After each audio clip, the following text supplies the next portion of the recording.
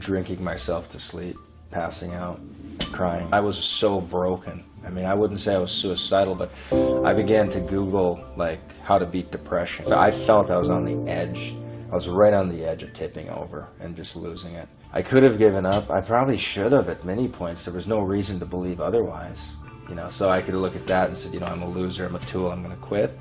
Or I'm just going to figure it out. I'm just going to be a honey badger over this thing and not give a crap, and I'm going to figure it out. You've got to believe things. And even one of my mentors, one of my first mentors, I said, I want to make $500,000 in this industry. And, you know, he said, Mark, I've been around it for 8 years. People make like 60 to 80,000. That's just what people do here. You know, you hear about the 500,000, but I ain't ever seen it. That's what he said. I said, I want to do it, though. I want to do it. So you can, they talk about Steve Jobs doing reality distortion, and you have to distort reality. You do. You have to see what others can't see.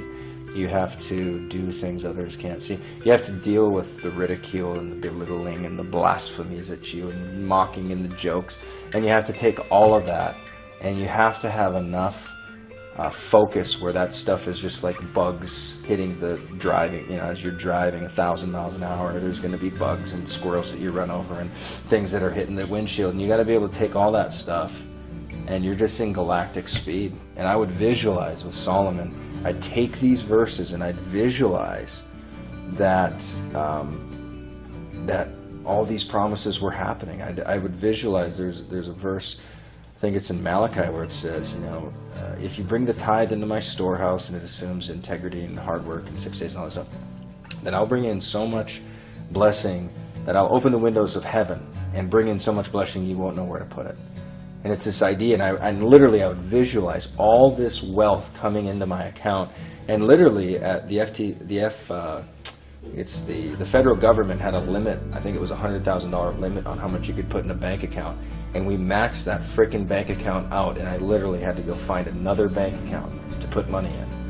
I mean, it was the manifestation. I saw these things happening, but I believed in them way before I had any real reason to. So faith is the evidence of things not seen. That's what living in faith is. And on earth, you know, you've got to put your faith into tangible manifestations, things and people and institutions and realities that are touchable. You know, visceral things. Like I would imagine that my clients would see me at a live event and throw their hands around me and hug me and cry and tell me how much they changed my life. Now, every week, there are clients that have tearful stories of how my story and my impact and this and that has changed their lives. I mean, it's incredible. But I saw it all before there was any reason to believe it. Really. Really?